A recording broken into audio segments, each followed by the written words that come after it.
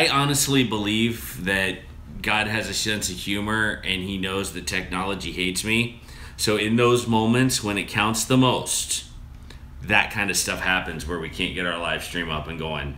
Welcome everybody. How are you? We're so glad to have you. Goin Batty is here again. If you saw us just a few minutes ago, that was an illusion. No, just the technology hates them. Yeah, so. Technology hates me. So we're glad to be here. I hope you guys are having a great night. And hi, Jayton. How are you? Good to see you. Hi, Pam Walker. How are you? Yay, Pam Walker. Pam Walker. Very cool. Well, we've had a full day, and we're going to get into all of that in just a second. Our list of things that we have to talk about today. That's right. We've got a lot of great people on the We're doing stream. pretty decent, Jayton. Yeah, it's been one of those days. It's been a weird day today. It's just been strange. Coco Noel. Hi, Coco Noel. I'm so dizzy, my head is spinning. I'm so sorry. That's like I said, technology hates me. Hi, Mike Miller. How are you, man? It's Cheryl Bright. Cheryl Bright. Good Horizon evening, everybody. Awesome. Nicole. Good to see everyone tonight. We've got a good show for you. We're glad to be here. We have had a full day. I have had my head in calendaring all day. When you do calendaring for a ministry and then you do church calendaring, it can be a very long process. This will be a week-long process for me, and it'll be about the next 2 days will be very intense of making sure that we're communicating it well. So be praying. There's a lot going on. So hi, Old Fashioned Life. Sin Bobber, if I'm saying that right. Welcome. Sin Bobber. Living on a Dime sent them over here. They were making crepes. They looked so good I had to leave early though. Yes, I had to help him get. Love the crepes. Yes, crepes, yummy. So it's been a full day. Very, very cool. Hi, Mary. Well, thank you for coming over, you guys. Nifty, Thrifty Bits. Thanks for checking us out tonight. We'll be very honest that we've had a full day and technology was messing with us at first. So being a little bit of a poop face. Juanita, welcome. Bandana Grandma. Yay! Hi. Mountain Mama, how are you? Angie's Pantry. I just messed something up again. Don't worry about it. We're doing good here. We're doing really good. I'm sticking to the list. Just stick to the list. I'm sticking to the list. All right. I just want to say hi to all these awesome people that are showing up. We need to this is just the welcome. This is just the beginning. Just the welcome, yes. Where we're saying hi to all these awesome people. We haven't officially started what we have all the things to talk about. Good enough for oats. Good enough for oats. Yep. And everyone's saying that there's a lot of people saying they were sitting here by living on a dime. Oh, yes. Baker Mom, we will get to that. Melba, welcome. We're glad you're here. We've got a lot of new people here tonight. Yeah, we do. Cool. We're glad you're with us. Living on the Dime, they're really neat people. I like them a lot. They are cool, and they've got great stuff. Yeah. Well, let's just jump right into the show, and if you guys are excited as we are to be together, this should be a great time. It is in Ohio. It is gorgeous. I mean, it's hot, but it's gorgeous. It's not like Texas hot, which we'll talk about, but it's hot. If somebody has a question for us, I'm sorry, could you put it in capital letters? Because I wasn't sure if that question that went by was for us or if it was for somebody else. Yep, and they're flying by fast. Yeah, they're like, whoa. Okay. I love that. All right, so we'll keep talking on the live chat, and we're going to talk about stuff in our life. Here's what's going on. So, Heather's Texas family, who are awesome, all converged on the city of Cincinnati. And in doing so, converged on a 1,200-foot square house, this one, and filled it with 34 people. Yes. So now you got to think, like the entire house is 1,200 square feet, but 3 of the bedrooms like nobody used. So it was mainly the dining room, the kitchen, and the living room. Right. So you're probably looking at it more around like maybe 800 square feet. That has 34 people in it. Yes. And it was awesome. There was a lot of people outside. Yeah. But my my cousin, her oldest son got married, and he married a girl that is from this area, and it was just great. I love my family from Texas. They're like little tiny hugging machines. I mean, my cousin Rhonda, the one that's closest in age to me, she is like 4'9", but I tell you, you can ask Kevin, when that woman hugs you, you know that you have been hugged and hugged well. You do. And then her sisters are all just like that. So, and it's awesome because it's like, come here and give me a hug. So I'm like, all right. So, because I don't all see of them very are like often. that though. Yeah, all of them are. I mean, they're intense. Yeah. Intense huggers. So, yeah. So anyway, daggone it. What's the matter? That live stream thing is coming up as weird, but Okay, don't worry about it. It's got us. So well, anyway, I'll go on with what kind of happened with us today. So we have learned that mowing nearly 2 acres of grass is a real bite in the rear end when you have to push mow it. That's right. We had an incident with the riding lawnmower where it got broke, and so we have it back together. And here's another thing that I learned. I'm not so girly because I had to figure out how to pull the lawnmower deck out. And this is one that has like what was it? 50, it's big. It's a 50-inch deck on this. It's a Cub Cadet. And so I'm out there, and the other thing I learned too, and now this might not go over so well with some people, but I'm just going to say it, and it's not politically correct, but there are just some jobs that you need a man's help with.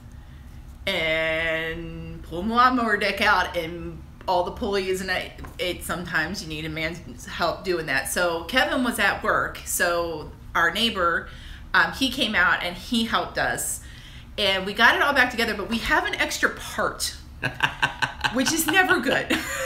And it's a spring. It's a tension spring that is supposed to go on the mower deck somewhere, but we can't figure out where it goes. So tomorrow, Jonathan from the Big Family Homestead, who is, from what I understand, pretty good at mechanically stuff like this, inclined. Yes, he's coming over to help us figure out where this extra piece came from. So, it is very important if you're new to the Goin Batty channel that you understand Heather is the mechanically inclined one. She in her past has built machinery and tools to build machinery, all kinds of stuff. I worked with my dad, and my dad was a mechanical engineer, and he had me be his machinist because nobody else wanted the job. So I made I used like a lathe and a milling machine. I learned how to make machine parts on a 1910 or 1912 milling machine. This milling machine actually, when it originally was made, was run by those belts that were in the ceiling, and my dad modernized it and made it electric. But so that's what, when I was younger, that's what I did because he needed help and I was there, and So when something mechanical breaks, my wife is kind enough to look at me, and I'm kind enough to look back and go, really? Because I don't know anything. My grandfather was an excellent mechanic. I am an awful mechanic. I don't deal well with putting furniture together, let alone... he has many other great skills. Yes. But it was a fun afternoon in the fact that the kids learned a lot of good lessons about driving over certain things that you're not supposed to drive over when the lawnmower's going. It was something that was hard to see. It was an extension cord. Can I get a napkin, Kate? And when the grass is longer, it's harder to see. Yeah.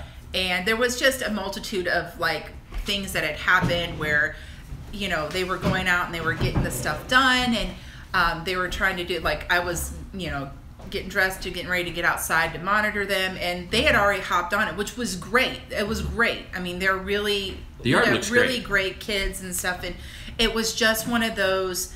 The younger boys were supposed to pull the extension cords in, and they hadn't gotten to that one yet, and it was. I ran over the lawnmower. I didn't say who ran over it. We just had somebody run over it with the lawnmower. The peanut gallery is putting her confession in, but really it's happened to all of us. I think we've run over stuff where we didn't mean to. Mine was a bunny rabbit, so that's that's a little sadder.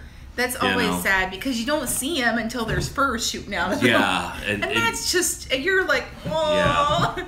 That was one of the few times that I ever saw my older brother. Now, this was when he was probably like 12 years old, get kind of upset because he had hit a bunny's nest with the lawnmower. Yeah. Now, he does not like snakes. And I watched him purposely chop up a snake with a weed eater one time. So. But the bunny bothered him, the snake not so much. So. Did we finish talking about the wedding, the Texas family? No. I mean, shout out to Texas, right? Yes. We've got so many people that we know love us in Texas, and we love back, and we just want to do a shout out to all those places, including the far off distant land.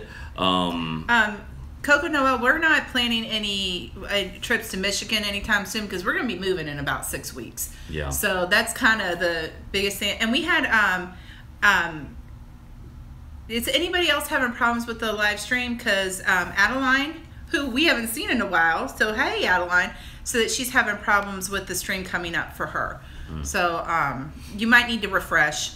So so that's kind of what's been going on in our signal's not great.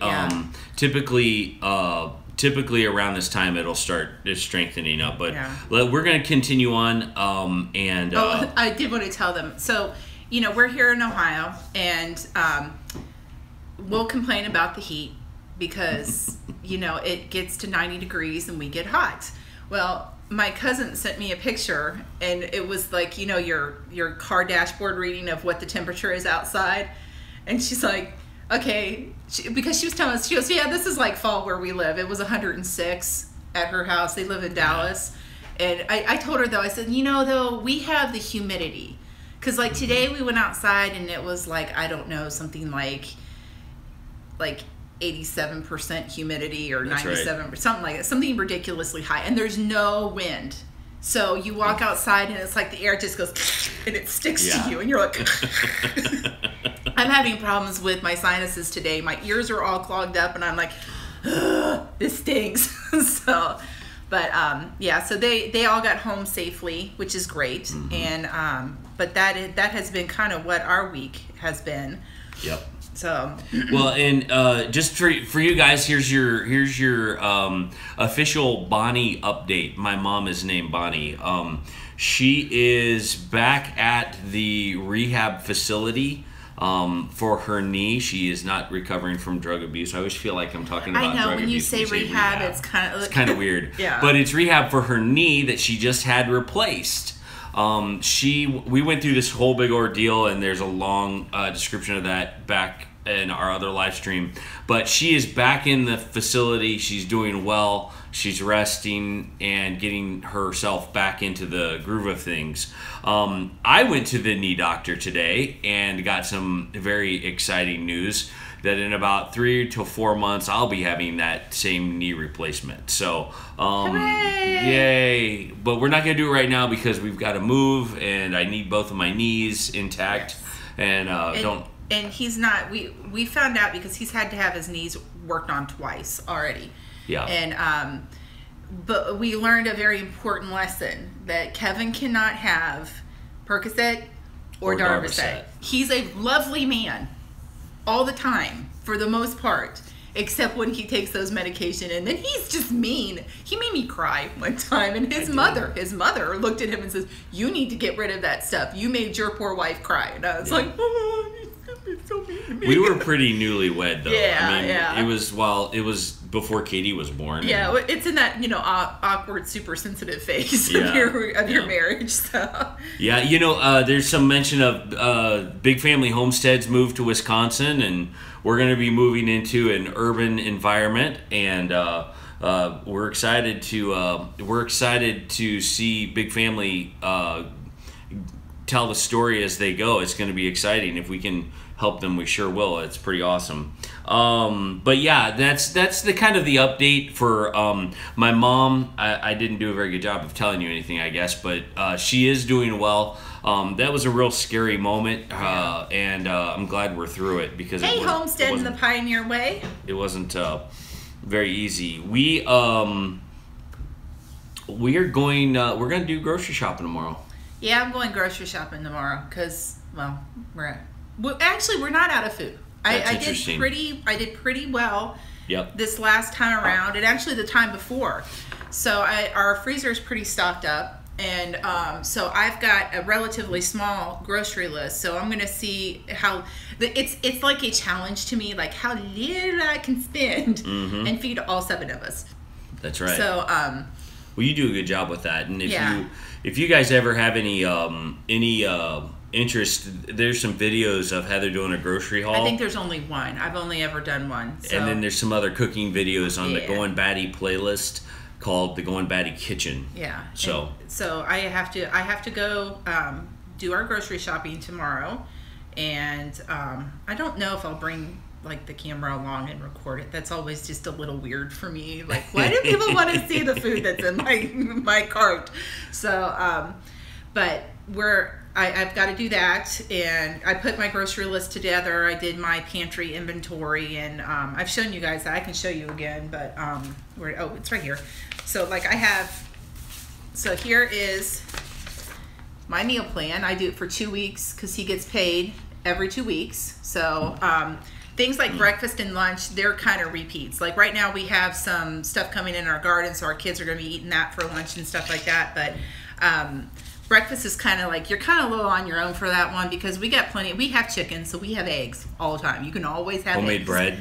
There's bread and stuff like that. And then what I do is I go through. Well, can I pause for a second? Yeah. When Heather makes homemade bread, it doesn't last very long, but it is a major staple.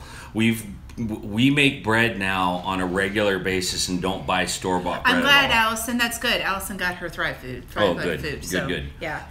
And the bread that she makes is the artisan bread from the Big Family Homestead. Yeah, and when you do it, when she makes it, she tries to do it on a day where it's not too humid or not too rainy, but even when it does, it's awesome. We had one day here where there was 100% humidity. I'm like, how can that happen and there not be rain? Like, isn't that rain?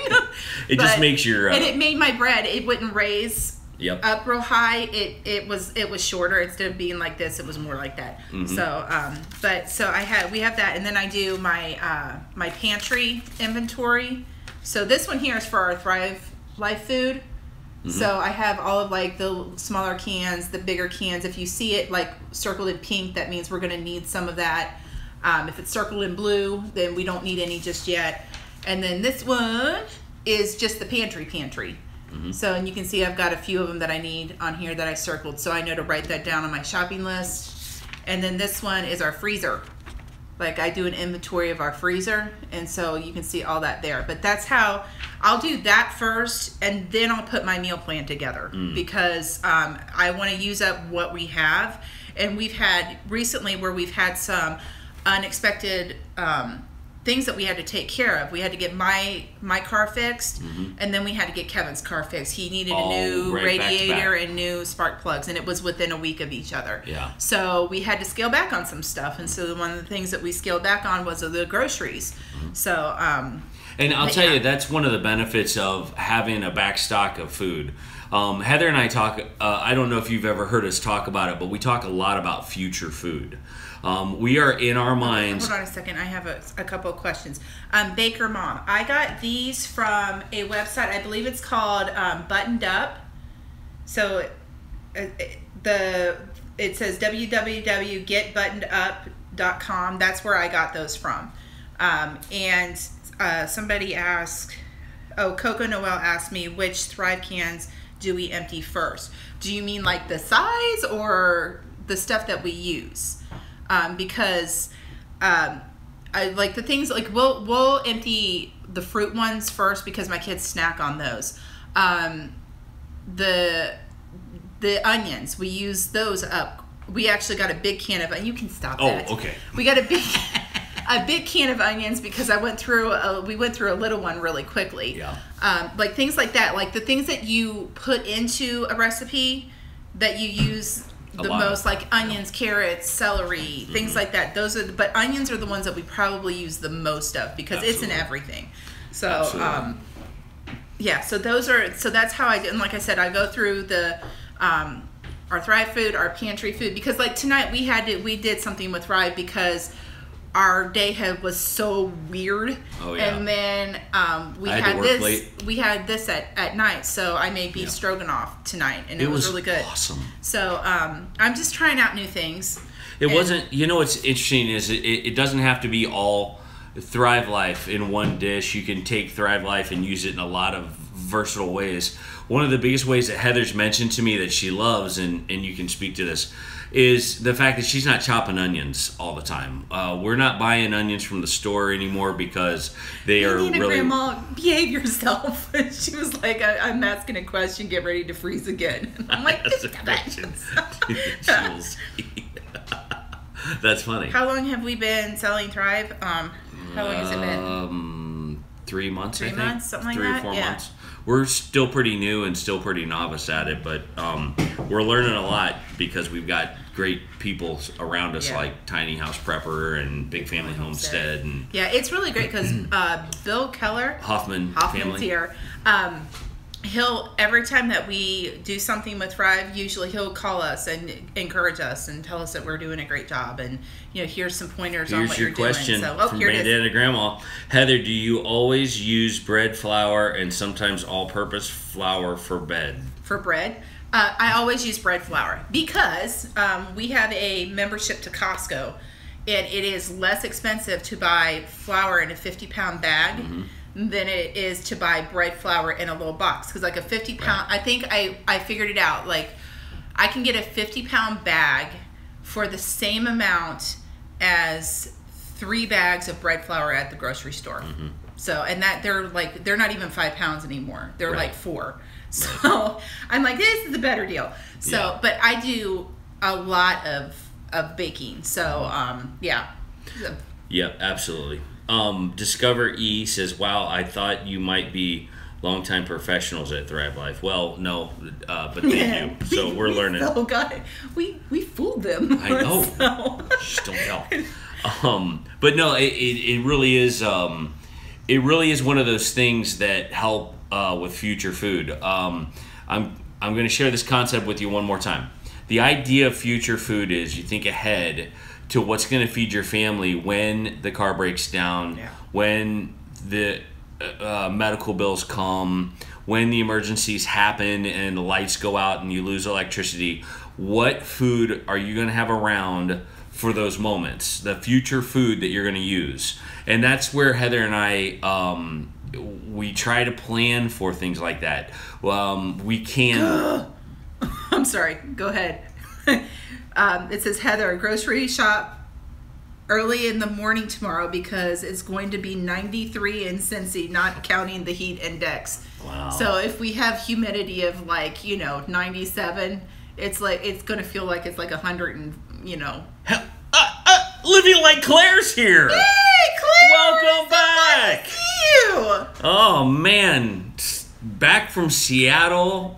I hope a bunch of stories. She comes back tomorrow, I thought. Is she not back yet? She may not be back yet. We don't know. So, but she's on our live stream if you want to know. So. Yeah, but anyway, the concept of future food, I'll bore you with that later. But yeah, I mean, that's one of the things, with our canning that we do, making up, I've made up chicken broth, and we're going to be canning green beans because they're coming in our garden and stuff like that. That's all stuff that I can put away, and then when we have moments like the car needs worked on, we can scale back somewhere else and not have to put it on a credit card. Right. That's what we're trying not to do. We're trying to get completely out of debt. We don't have credit cards anymore, and we'll just have a mortgage. We'll just that's what we're. How do you save TGE money to get the future food when you aren't making it daily now? Well, you know what? Here's that's a good question.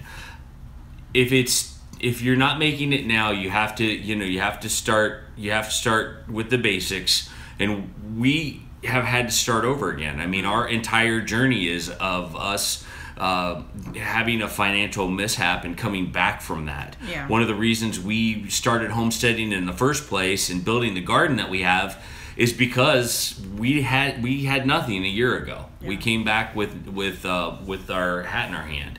And so building from there means for us, and I don't know your situation and wouldn't assume to, but for us it meant... Heidi and Dana, Grandma, her husband needs her. Okay.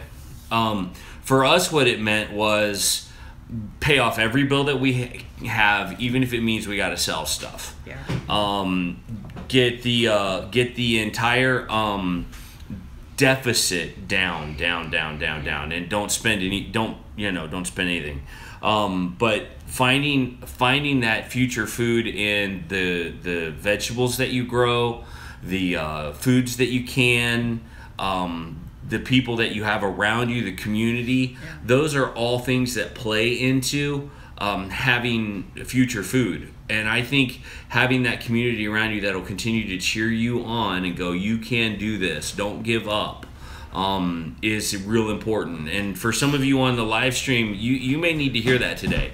You are not in this alone. There are many tools out on YouTube, and there's even things that we've done that might be able to help you. We haven't really talked a whole lot about, the fact that we try to keep an emergency fund, and we try to keep certain things. So I would recommend anyone who is looking into that kind of stuff, go to Dave Ramsey's website and look into, like, a lot of churches will have like financial peace universities where they teach you.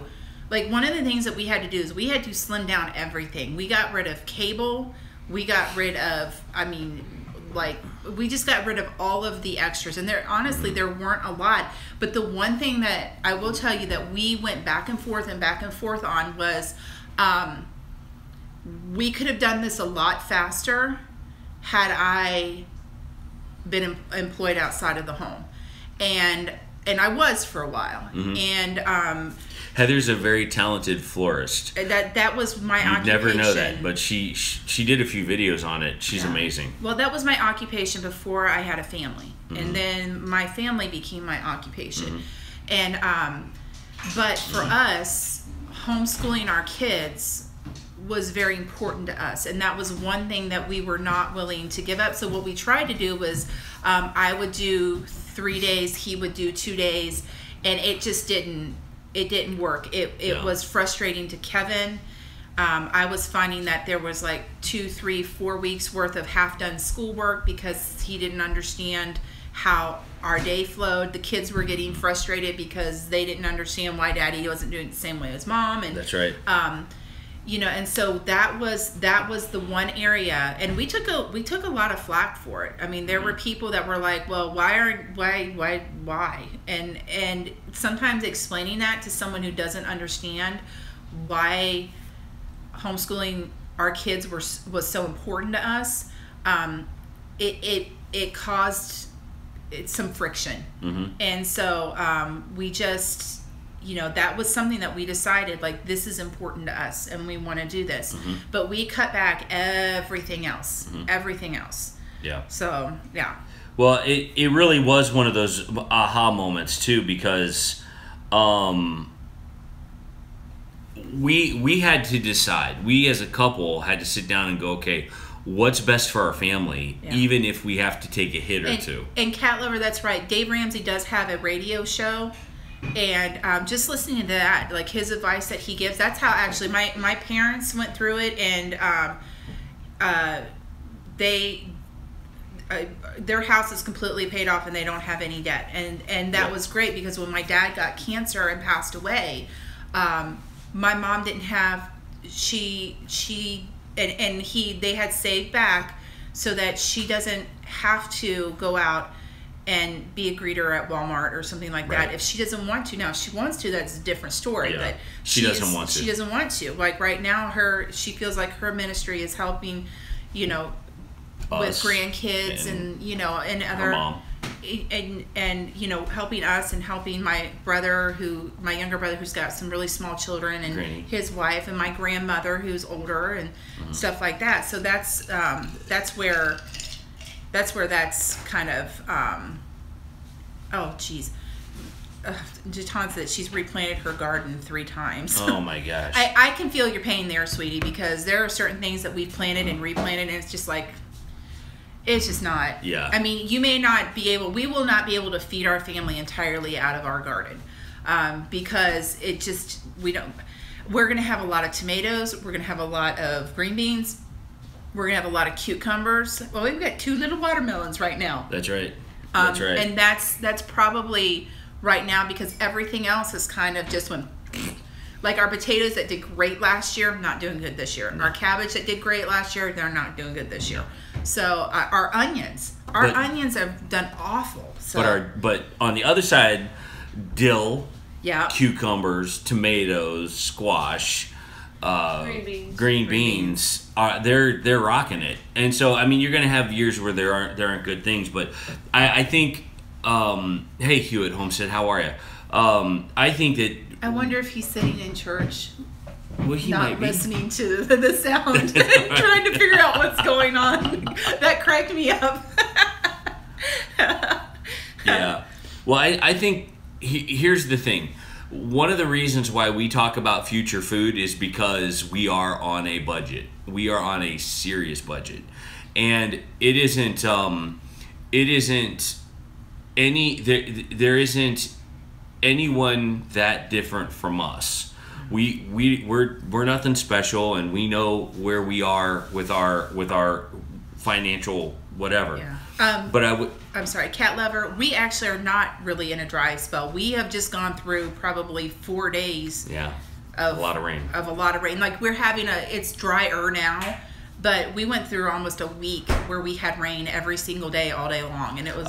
Hewitt is overtime shift in the jail tonight. Oh, okay, all right. Yep. Yeah. Well, so yeah, I have to say I loved his video yesterday. He went live with his little one, and he's climbing up and down everything, and then he's sitting in the dirt, and he like takes a handful of it and is like.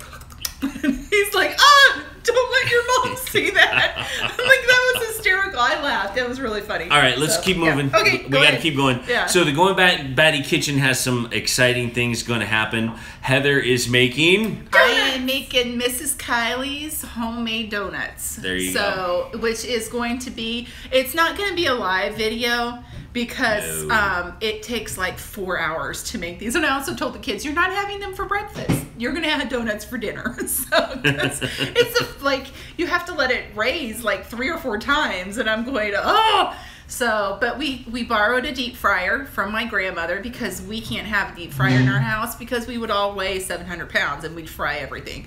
So I'm going to make donuts, and then we're going to make...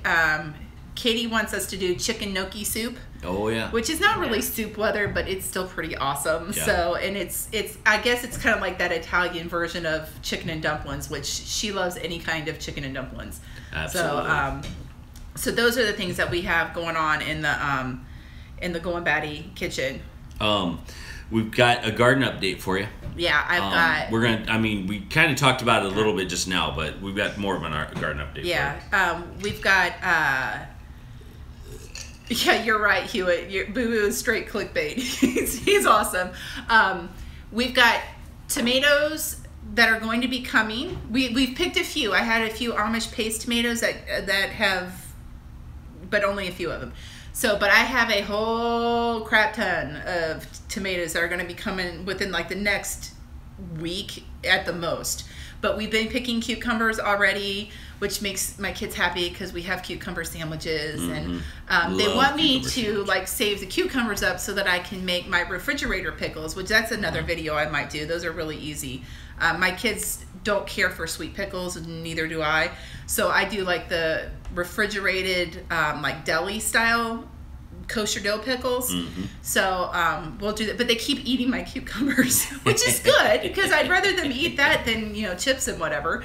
But but we're gonna be having a bunch of cucumbers come in soon, and So we're going to do that. And then we've already had green beans come in, our red barnside. We have, was it barnside beans? And they're like runner beans that you put cool. up, and they have these beautiful red flowers on them. I got them from gorgeous. Baker Creek. And they're fuzzy. And they're, well, yeah, the pod is a little, they're edible. They're totally edible. But, so those have started coming in. So. Okay, Jayton, I'm going to interrupt. I don't usually do cooking videos, but I will show you how to make a cucumber sandwich. It's awesome. We can show you 2 ways of doing it. Yep. So, yeah. But, so yeah, that's kind of our garden update. Mm-hmm. I finally got it mowed because did you tell them the little pumpkin? Look, they got we have a pumpkin about that big. It's not very big, but It's a giant pumpkin vine. I mean, this thing we had 2 plants, and this thing is probably, with the 2 plants, is probably a good, what would you say, at least 10 to 12 feet wide. Everywhere. And it's everywhere. It's like I keep telling the kid, don't step on my plant, you'll kill it. Is this the one we got? These are the seeds we got from American. Yeah, they're pie pumpkins, so they're not going to be huge. But they're planted, though, where our chicken run was last year. Yep.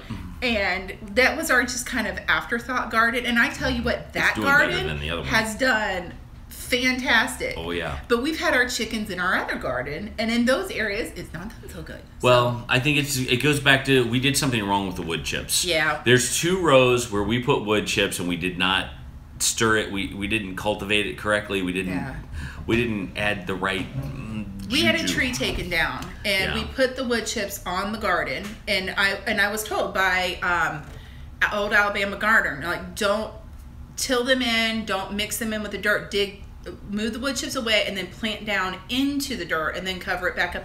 And it just has not worked for us. It hasn't. And I get jealous of people that I see, and it's working great, and it's doing wonderful. And I don't know if it's the environment here in Ohio. I don't know if you have to be in a warmer area to do it, or a less humid area. I don't know, but it just is not. I need somebody to come help me because it's not working. So, but the rest of it's doing okay. And that's the part of the garden that, like, nothing's really growing in. They're all stunted and short and squatty and not doing good at all. So, yeah. Yep. There's a little bit of pumpkin contest talking smack a little bit going on with Coco Noel. And Hewitt. Watch out, we have a killer pumpkin sprouted, so we will enter ours into the contest, but I'm not sure how big it's going to be. It's not going to be very big. It's a pie pumpkin. They're not very, but the plant, I mean, if we went by sheer size of the plant it came from, I'm the winner. That plant's huge. So. Okay, so Homestead, the Pioneer. Yeah, coffee bones. That was Sorry about that. That was gross. That was live, my friends. You got to see Heather spit out coffee grounds. We use a percolator, and every once in a while, when the coffee gets made, there's like I call it the coffee bones. All the grounds get in there, and it's like that last swig, and I always forget. It's like, that's disgusting. It's like drinking gravel. So. It is. It's just like drinking gravel. Sorry. I completely lost train of what we were talking about. I think we were talking about the garden. Oh, Allison says, please mail me donuts. Please mail me donuts. You got it. You got it. Well, anyway. Okay. That's the garden update as it stands now. As Heather said, there will be a crap ton of tomatoes. I mean, it's just going to be ridiculous. And we're going to have the most beautiful colored salsa that you've ever seen because they're not all red tomatoes. No, they're not. They're like Cherokees, and they're yellow, and there's some that are even kind of a whitish color, and they're pink. I don't think I only think I only have one red tomato plant. So that's funny. Well, anyway, we got a chicken update for you. We are downsizing. We're getting rid of our chickens. It's true. Coffee grounds don't hurt you, but they don't taste good. They do not taste good. And you can't get them off your tongue either. You're like, so. Yeah. That is definitely a not fun one. But the chicken update is this. Over the last 3 days, I have sold 12 of our chickens. Yep. We are downsizing. We're getting rid of all but 3 lucky chickens are going to get to stay with us. I thought it was 5. All right, 5. I think we're gonna have to go less than that because of our scenario. But we're downsizing, and we're gonna go down to 3 so that we can have enough eggs and stuff, but we're keeping some really cool ones. We have a barred rock who is pretty much trained and the kindest barred rock you could ever meet. She walks right up to you, and when you reach down to pet her, she just squats. You just pet her. My kids thought they were going to be cute when we got it because she's a barred rock, so she's striped, and they named her Dot. So we have Dot, the chicken that's striped. We have an Easter egger, and we have a bunch of red Rhode Island Reds. Yeah. That we're gonna sell some leghorns and our leghorns started laying productions. Yeah, I know. I heard about that. Oh, and speaking of laying, okay, we moved. We have a electric fence, and we move it so that our chickens can free range but be safe. Yes. So we moved it around. We'll move it around trees and stuff like that so that they can kind of clear out the brush underneath. And when you know that those stupid chickens, though I am happy that they're laying, have started laying in a hollowed out tree, like the tree that's rounded on this side, but it's kind of hollowed out here on the inside, and that tree's got poison ivy growing up all around it. Yes, it does. And we found like 7 eggs in that tree. They're not laying in the 4 nesting boxes they have, except for the leghorn. She'll lay in there because the golf balls, I guess, are the same color her eggs are. That's right. But yeah, I was like, really? Yep. So I guess they heard me call them freeloading slackers, and they decided to get even. So yeah. Absolutely. Well, it's good because the chickens were, there to help us make more money with the eggs. Lone Star. He's here. How are you? We're so glad to see you. Now, our black and white ones, they're barred rocks, and they have more stripe. I think this is the speckled Sussex or the black and white ones that are actually speckly looking. We don't have those, though I would love to, but we can't because we're not allowed. Yeah. But so Lone Star, at the beginning of the video, we had a huge Texas shout out. You are a part of that. How are you? We're glad to see you, and we're so sorry about the stuff you encountered at the end of your vacation. Because your vacation looked pretty fun until they, someone stole your wallet. That kind of stinks. So. Yeah. Well, we're not. We're gonna keep going down. We've got some more chickens to sell. We right now kind of have a chicken hospital going on. We in the past have ran into an issue that chickens have that can be fatal, and it's a chicken sneeze. We're not sure, but we think one of the Dixie rainbows, it's a rooster, we think it has a sneeze.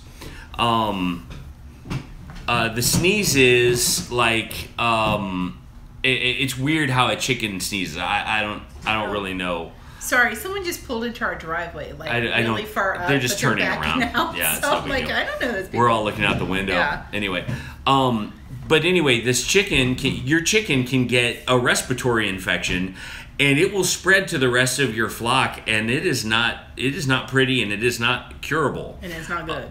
It can be kind of a bad deal and create some bad juju around the whole flock. Yeah. So we have isolated that chicken, and it is not with the other chickens. It's in a brooder where it's safe, it's being fed, it's being cared for. We are giving it some medicine, and there is some treatments that you can give where if it goes away within a certain amount of time, you're okay. But for the most part, that can be a final blow because you don't want to put that chicken back in with the rest of them. It's a disease issue. Someone asked if we had pictures of our chicken coop. We don't, because we don't really have a chicken coop. We have more like a chicken tractor. Right. What we did is we built a base, a rectangle base, and we took. This one we got from. Well, this one, but it's similar to the ones that we built ourselves. Yeah. But we took PVC pipe and we hooped it over, so it's almost like a miniature hoop house. Yep. And then put chicken wire over it and underneath of it, so nothing can dig under it.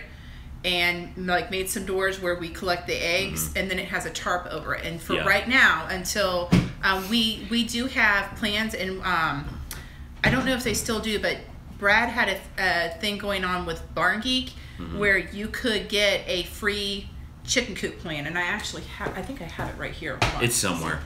But you could download it and print it and build your own chicken coop. Yeah. So that's something that we're gonna try to do. It looks like this. We're thinking about doing it. And so building that so the ones that are left have a safe place to be in the wintertime, because it does get pretty cold here in the winter with the wind chill. That's when it gets windy, is in the wintertime. And then you have, snot-sickle cold here. So yeah. So anyway, the chickens, we're dealing with that one, and then we've got another one in the hospital in a separate cage. It's kind of the season for hurt chickens. We've got a bad leg. This particular chicken is not doing it's not doing well. It's got a leg that just doesn't seem to recover, and we might have to send that one off to freezer camp. We don't use essential oils with our chickens because we don't know how. That's something that we have to be a little more versed at. I know, like, Homestead Mama knows how to do it. We do use apple cider vinegar in their water. Yeah. And that is supposed to clear them up from worms and take care of some other nutritional areas. But this particular thing with the runny nose in their beak is a bigger issue than that. Yes, you can do that. Little kids' type playhouses make great chicken coops. If you don't have more than like 4 birds, you can totally do that. And they're actually easy to clean out because they're all plastic. So yeah. There's someone heading out, so I was just saying goodbye. Okay. I was just reading their goodbye. Okay. But thanks for sticking around for as long as you did. We're glad you guys came by. Bye, Adeline. It's good seeing you again. We haven't seen you in a while. Absolutely. Yeah. Pallets, yes, absolutely, Mike Miller. I couldn't agree more. We have friends, the Resistance Chicks, Leah, Michelle, and Matt. They have a chicken. It's their chicken chapel. It's got a little cross on the top and everything. It looks like a little church. He built that completely out of pallet wood. Now, he also has carpentry skills that we don't have because neither one of us are carpenters. So, yeah. But, so, yeah, you can totally do that. And there's a lot of that kind of stuff on Pinterest and things like that you can find. The next thing we're going to move on to, the rabbit update. We have 6 rabbits, and they are doing very well, but they're hot.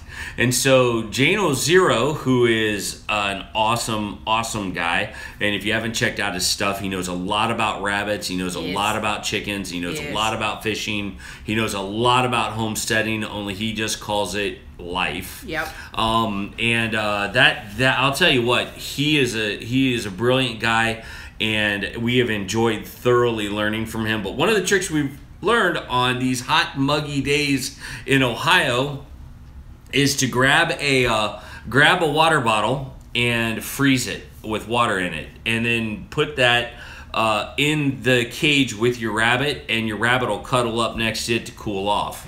It was a very smart move for us, and it's made our rabbits very comfy today. And it's lasted quite a while. It's a good thing, and they've responded well to it. But again, check out Jano Zero. That's a great channel. He's a great guy, and just has a wealth of information. What, a dutyologist of rabbitology or something like that? No, he's a grubologist of dudology. Something like that. I don't know. He's got some really great stuff. And like he said, I mean, he just calls it living life, but he has a lot of great information. And he'll be the first to say, like, I don't know everything. And he talks about how he learns from the older people that live, because he lives down in like southern Ohio, and where the Appalachian Mountains kind of start to creep into Ohio a little bit. And he learns a lot from the people that have lived there for years and years and years and years. So, and he kind of keeps passing that information on. So whenever he has a video pop up, I don't care what it is, I watch it because it's pretty awesome. So well, we're going to continue on. It is time for us to share with you our homesteading favorite things. So I'm going to let Heather go first. Okay, so my favorite thing, because I love to cook, and a lot of my recipes that I have are ones that have been passed down from my grandmother, my mom. I went to somebody's house, we had dinner, I really liked it, they gave me the recipe. I don't have a lot that come from a lot of other places. So my mother has this. This is her recipe book. Now this is her when she was a baby, but my aunt put this together for her, and it was blank when she got it, and then she has filled it with recipes. Most of them are on recipe cards. So like right here, this is my my grandmother's sauerkraut recipe on how to make sauerkraut. We used to make sauerkraut every year, tons and tons of it.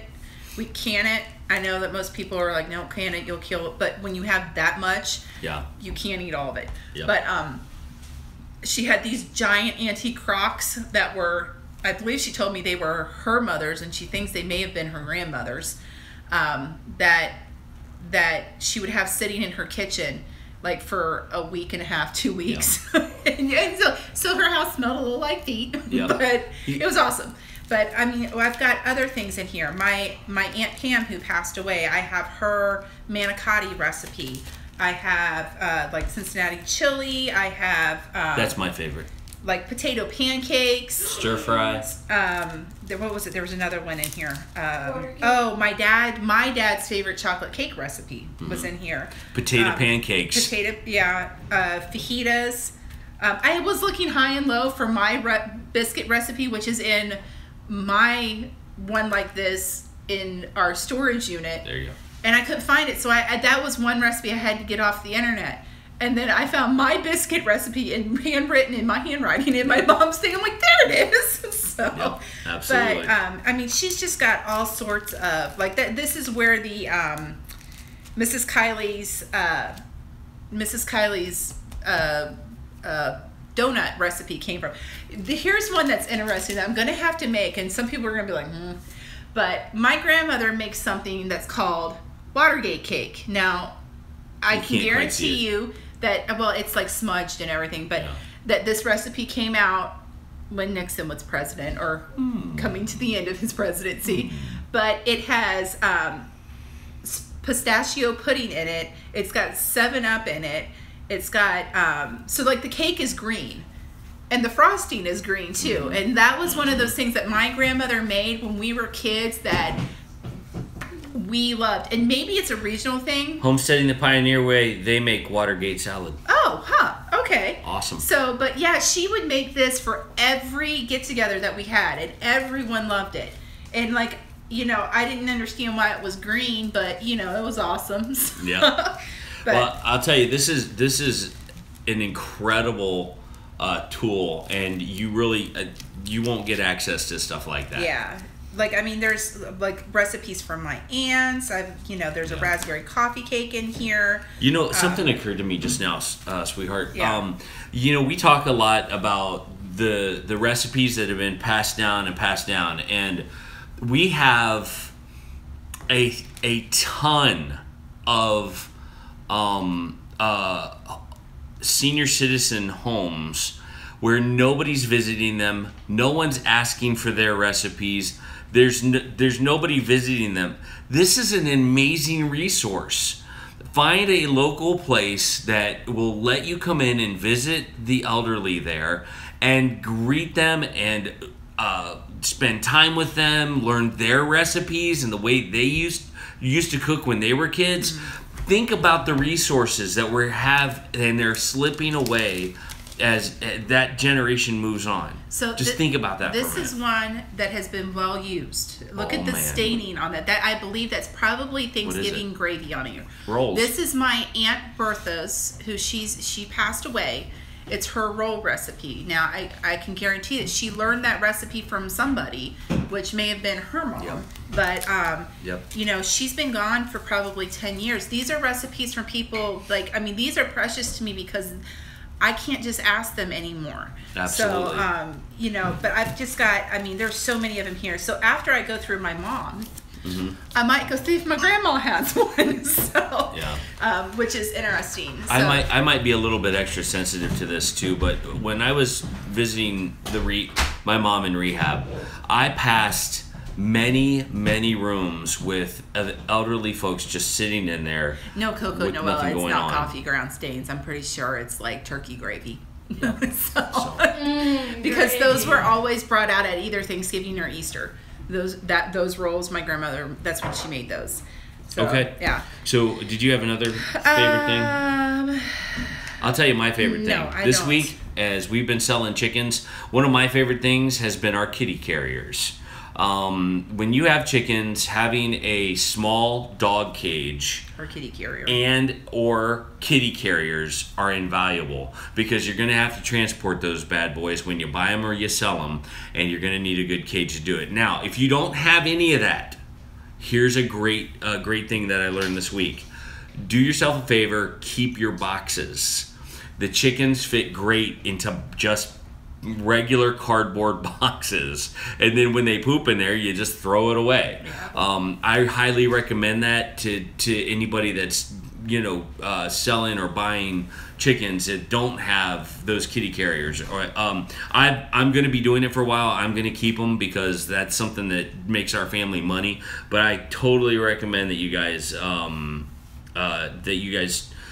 check that out. The kitty carriers, the cardboard boxes, all these are ideas for you. Yeah. So, we have one other thing that's our favorite. Yes. Spotify. It is an app for your mobile device that plays music, and we have a family Spotify, because what I listen to and what he listens to are different things, because he's like 6 years older than me, and we're kind of in different music generations. But anyway, and then what our kids listen to and what we listen to are different. Most of it is Christian music, but every once in a while I'll get a hankering for some Aerosmith or U2. Yeah, or well, what's funny though? She's the rocker. She likes Green Day. She likes the heavier stuff, Nirvana, that kind of stuff. Back in her day. Back in my younger days. She likes Christian music, so don't hear what we're not saying. But I've seen her rock out to Green Day. It's been nice, because when we're doing stuff in the house, or we have music going, because we don't watch a ton of TV, and so it's really great, because like one of our favorite songs is Old Church Choir, done by Zach Williams. Church choir ringing in my soul. But anyway, and then there is the one with Toby Mac and Colton Dixon. What's that? Undeniable. And I tell you, I've heard the version where it's just Toby Mac singing it, but Colton Dixon kills it in this song. Undeniable. You are. And it's just it's one of those songs that just gives you the chills. He is just incredibly talented. God has given him an incredible talent, and we love those two songs especially. And but when we're in the car traveling and stuff like that, it's nice to have music where you're not going, quick, change channel. Yeah. So Jayton, I'm 46, so I'm just a year older than you are. Yeah. So but yeah, Donna Terry. Hey, how are you? Yeah, so we use Spotify, and you can put more than one person on a Spotify account. We have a family thing, so the kids can add stuff to it, and we can see what they're adding. And so that's just, it's not something that's necessary, but like I said, when you don't watch a lot of TV and you want to drown out the children's noise in the house sometimes, Spotify's a good thing. Because a lot of times they're singing along with it. Absolutely. So, and that is for sure our favorite things. So we've got some upcoming projects that we're anticipating having to have once we get into this urban homestead. And I understand that I've been watching a few videos of people who are kind of discrediting urban homesteading, and I guess it's a mindset. I keep going back to the idea that you're working on future food for your family, and you're becoming self-sufficient even in the city. And so in our transition to an inner city, not inner city. We're not inner city. We're sort of inner city.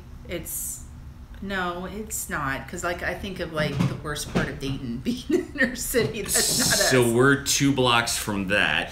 But anyway, no. Well, as we transition into an urban environment, what I would say is we've got some projects that we're going to be working on, like the raised beds from Square Foot Gardening that Dolphin Man gave us. And I did not see Dolphin Man on the live stream today, and we're praying for you, Dolphin Man. We hope you're doing well. I know he wasn't. He was having some health issues. Yeah, but we're gonna need to build those raised beds. We're gonna need to build a privacy fence. We're gonna have to build some new rabbit cages. There are projects just getting ready to wait that are just waiting for us there that we'll share with you guys.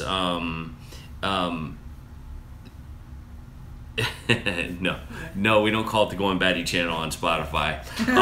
But anyway, there are some upcoming projects that we'll share with you as we do them. We've got some resources for you tonight. There's a YouTube video of 1940 kitchen, I gotta share and Heather's going to share that with you. So it came up as one of those recommended in your playlist, and usually I ignore those because it's usually a bunch of crap in there, and I don't, whatever. But it was a kitchen that had been designed in the 1940s. Now I'm watching this video and I'm going, oh, this is brilliant, and they had kind of taken away, like, I've always wanted a Hoosier cabinet. I always thought those things were cool and neat looking and quite useful, but they're expensive. Well, they had built a kitchen and they had a whole area where it was kind of built like a Hoosier cabinet, where you had the hopper that had, and it drained down into this thing that pulled out like this, and your flour was in there. And I understand, like, if you don't bake a lot and you don't use all that flour, you can get weevils in it and you can get mice and stuff like that. But weevils waffle, but they don't fall down. But back in that day, everything, most of your stuff was homemade, so that stuff didn't last that long. Those containers were easily able to be pulled out and cleaned. They had an area by the sink that had a part of the counter actually lifted out, and it was probably about this big, and it was for your compost. And you would pull that out. You would just peel your potatoes into that. There was a bucket underneath, and then you would put the lid back on it, and then you'd have your countertop back. And your onions and your potatoes were separate, but they were right there where you could pull it. I mean, it was just, I looked at Kevin and I'm like, I want that kitchen. That's the kitchen I want. That kitchen makes sense. That kitchen functions well, and it was just, and I look at, like, kitchens today and I'm going, why do they not make kitchens like this? And then I thought, well, because a lot of people don't spend a whole lot of time in their kitchen. That's right. But it was just, I'm going to have Kevin link the video in the description box once this is done. I was just blown away by it. I thought, I'm like, this is, and then you read in the comments that people are like, this is not, some people are like, this is brilliant. Some people are like, this is a stupid idea. And it's like, no, this is brilliant. Like, it was a, people that cook will appreciate that stuff. I mean, it was a functioning kitchen, and it had a station for each thing, and it had Lazy Susans all over the place. And I'm like, oh, those are awesome. And they're, like, built in. They're not like the little cheap plastic ones that your spices keep falling off of. Let's go to the live chat because there's some questions for you. Oh, okay. Who knows wants to know, what are you crocheting? What am I crocheting? I am crocheting a shawl. Okay, can you go get me the blue-green one that I finished? Yeah. But this is the beginning of it. But I loved this color because it reminded me of stained glass. And so they had it on sale, and so I bought it. So I'm making that. Katie's going to bring the one that I just finished that's kind of in blues and greens. It's the cake. Let me see. Give it here. Grandma Patty says, I love my Hoosier cabinet for its porcelain top. It is great for rolling dough. Donna Terry said, Chicken Stamp said, hashtag dad jokes. Thank you for that. Let's see.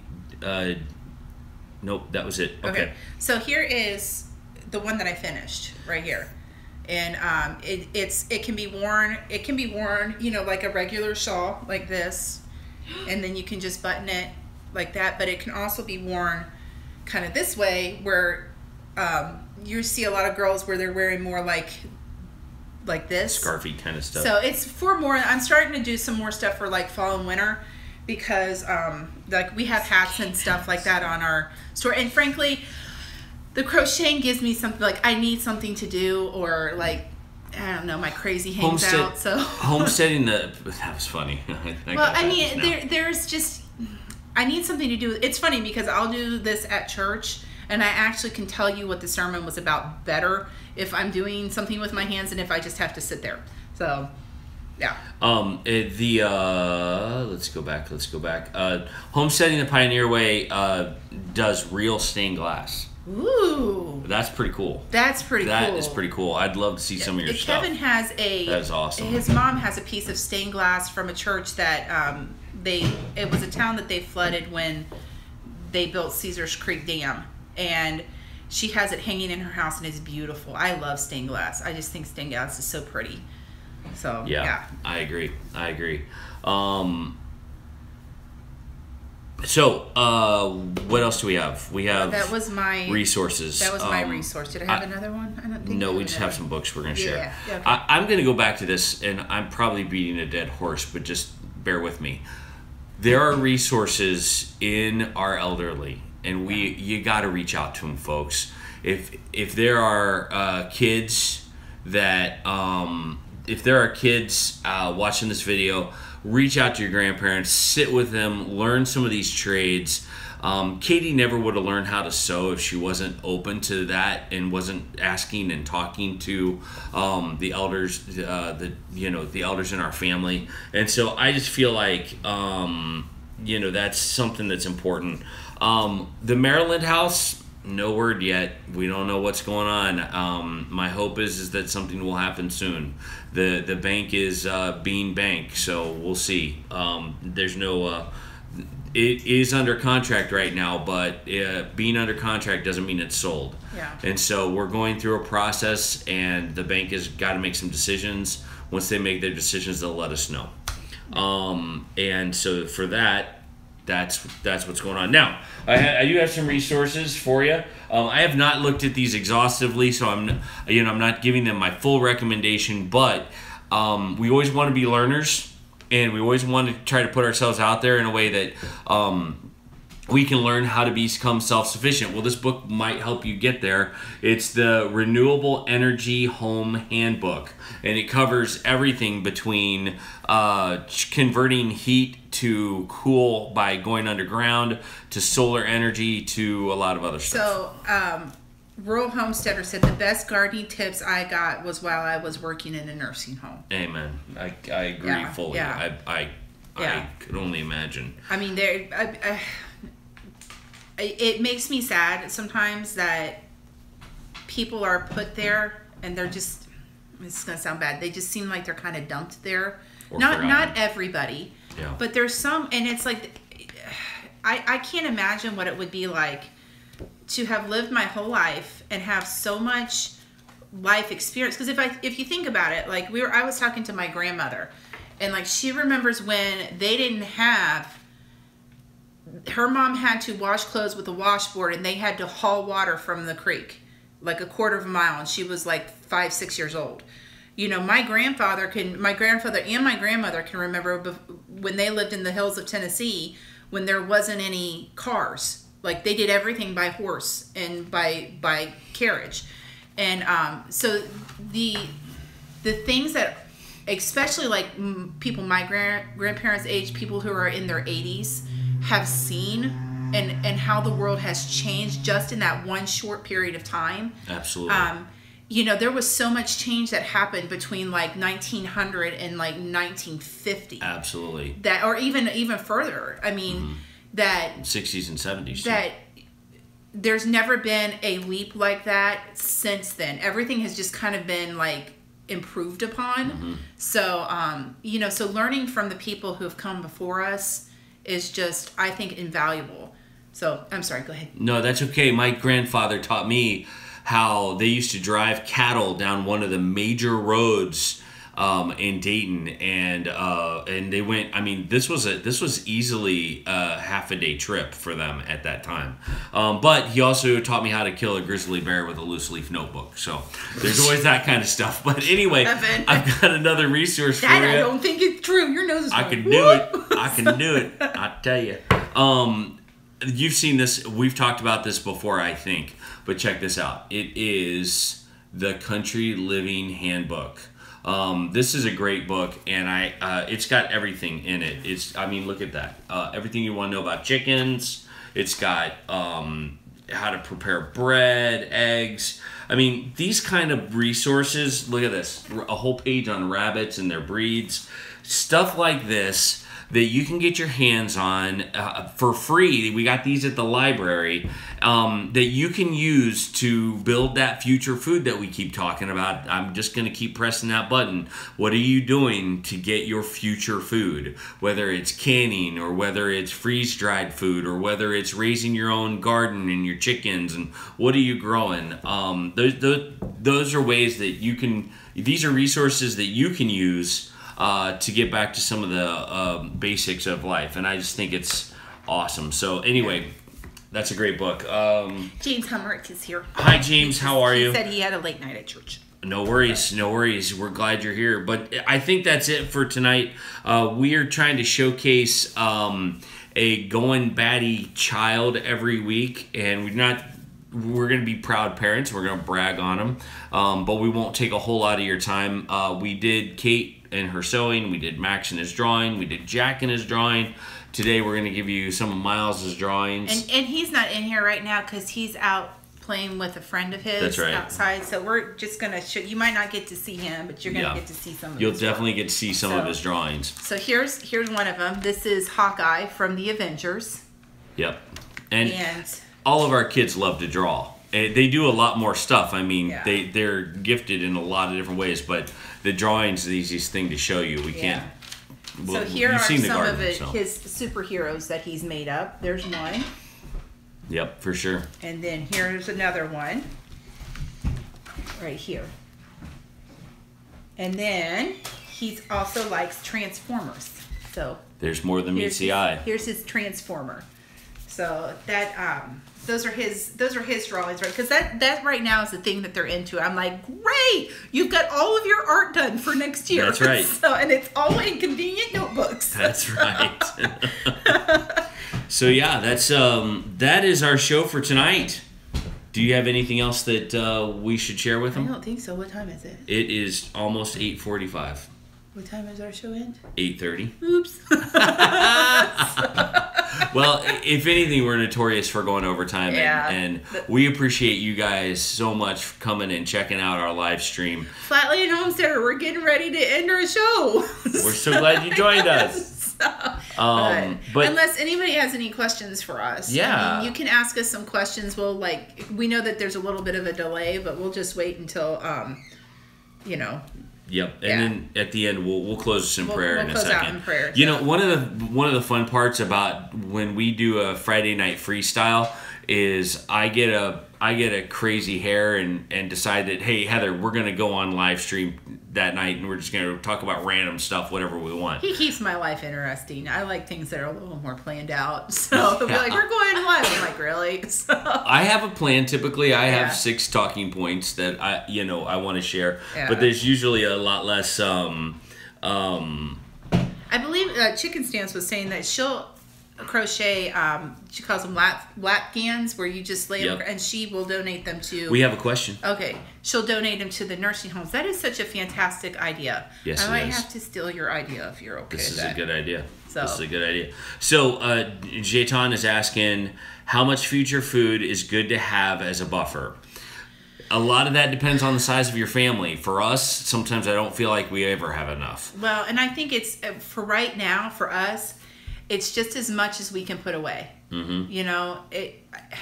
You have some people who are, I'm not sure we're necessarily like preppers in the sense of like we think the world is going to come to an end and, the zombie apocalypse is going to happen and stuff like that. But, we're more for things like we said, okay, our car needed worked on. Yeah. So where's that money going to come from? Yeah. Well, and we had enough put back that we could. I think it's daunting when you hear people say, oh, you need like a year or 2 years worth of food set back. Like, how in the world do you, that's a lot of food. Yeah. And a lot of times people don't tell you how to do that. I don't think we'll ever be at a place where we have like in a complete year, because we have 4 children and they're like a plague of locusts sometimes coming through and just eat everything. I think I would offer this advice, and you can correct me if I'm wrong, babe, but when you think about your particular paycheck or your season of pay periods, having the meals planned that you'd plan, we kind of have to do that because of the size of our family. When you look at it, what could get you from a paycheck to a paycheck? What could sustain you from one paycheck to another paycheck so that if something happens, you have a backup food source for that period of time? I don't know what that looks like for everybody. For us, we've kind of met that. We have enough in the freezer, out in the garden, and in dry stock that if something would happen, we would be able to do something for a 2-week period of time. It would be tight. It would be really, really tight, and we're not all the way there. But it is a process in growing to that. Don't we still have canned food out there? We have green beans that I canned. Yeah. They went on sale. When was it? At Easter. Yep. And I bought something like, they were something ridiculous. They were something like 45 cents a pound. Yep. And so we bought a ton of green beans and I canned them. And so we also do our chicken stock, but I'm going to be doing tomatoes and stuff like that too. One thing that Mike Miller said is that have hard copies of books, and it's interesting because right now we're going to the library because we don't have space for all of this right now. But when we are in our own place, Kevin has a running list of some of these books that we've had and the ones that we've really, really liked, like his dad hack ones. That was a good one.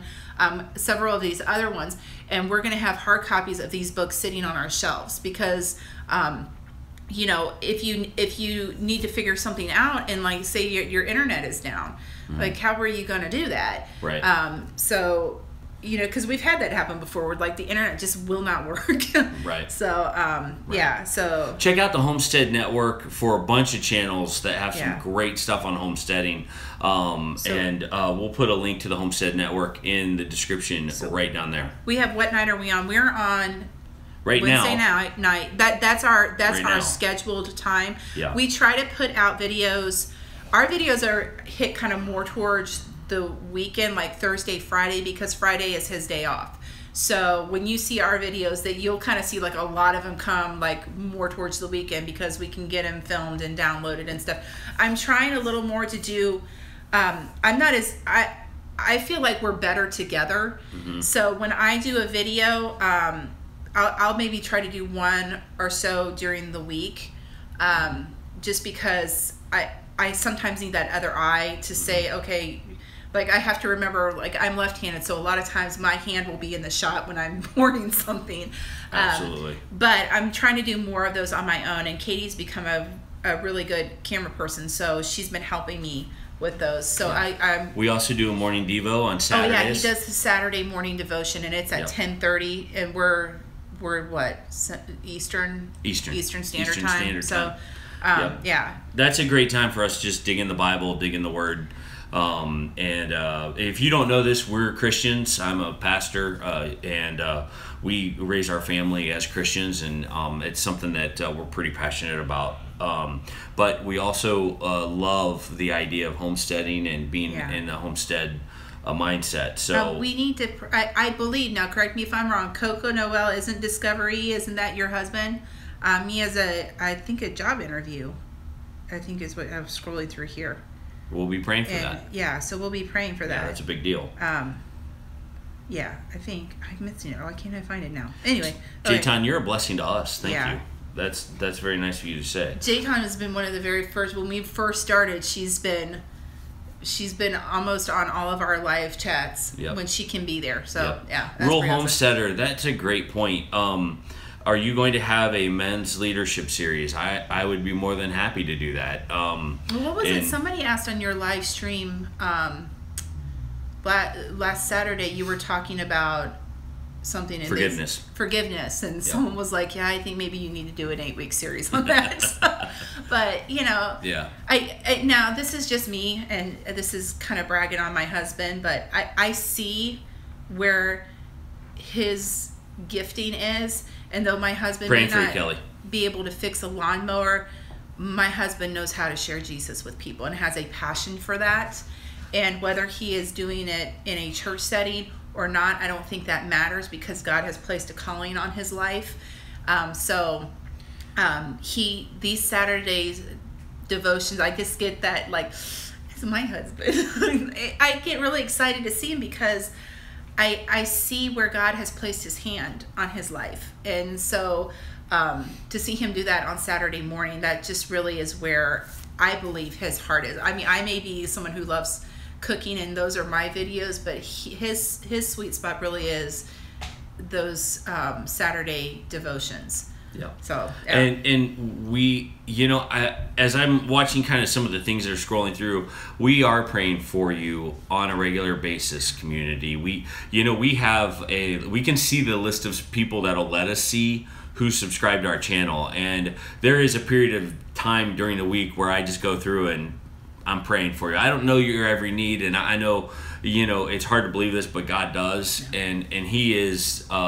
It's important that you understand that this God that we talk about is for you. He is for you, and we will be praying for all of those. There's been like a multitude of prayer concerns that just flooded through, and oftentimes I've wondered, should I do something more often than just Saturdays? And I would love to. I'm just not sure how I would pull that off with my current schedule. So it is something I'm praying about, and it's something that I feel like we could do pretty regularly. I am trying to scroll back and see some of these prayer requests so that we can write them down.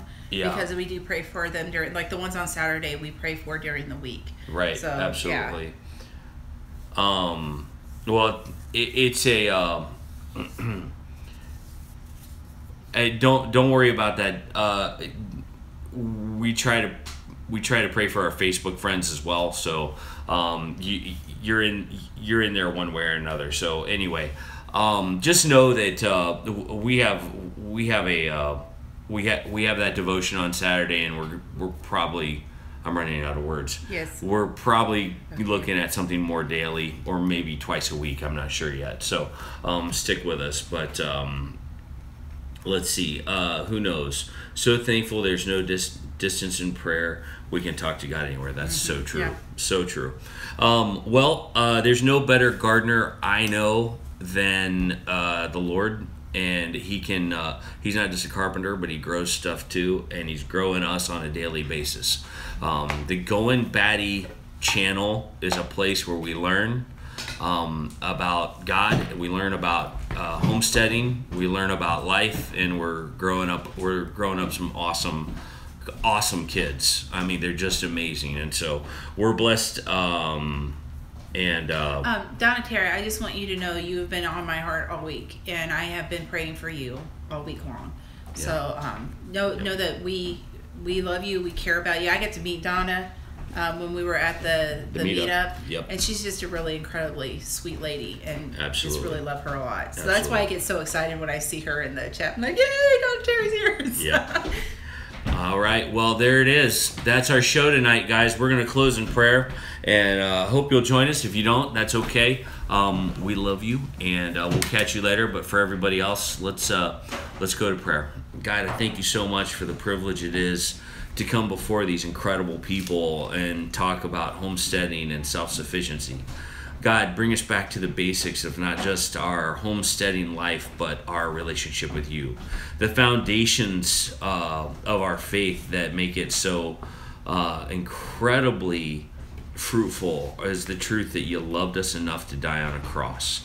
Father, we thank you for the privilege it is to serve. We thank you for all the things that we have, and we ask for your guiding hand as we go through this rest of this week, because it's going to get a little nutty, and we're going to need your prayers, because life is not normal, and it is going to throw turns all the time at us, and we just need your strength, your love, and your power. Father, go before us and clear the path. Walk beside us and support us as we go. And leave us behind us a legacy that only you can leave, a legacy of Jesus Christ. We pray these things because you are an awesome God. It's in your Son's precious name. Amen. Amen. All right. Don't forget, there's some awesome channels out there. to check out Big Family Homestead, Janel Zero, Lone Star Living, Homestead Mama, everybody that if you want to see the cutest little boy ever, go over to Hewitt Homestead. Oh my gosh, he's so... Yes, Claire, Living Like Claire. Living She's coming Like over. Claire. We're so excited. There's just a ton of people on our stream tonight, the live chat, Forging Freedom, that are amazing. Forging she Freedom here are tonight, awesome. Yeah. A Rural Homesteader. There's just Bandana Grandma. Yeah. There are tons and tons of great channels, and we're part of an awesome community, and you are a part of that awesome community as well. So folks, have a great night. Thanks for joining us. Sorry we went over. Sorry. More updates as we go. All right, bye. Bye. There's my thumb. There's your thumb.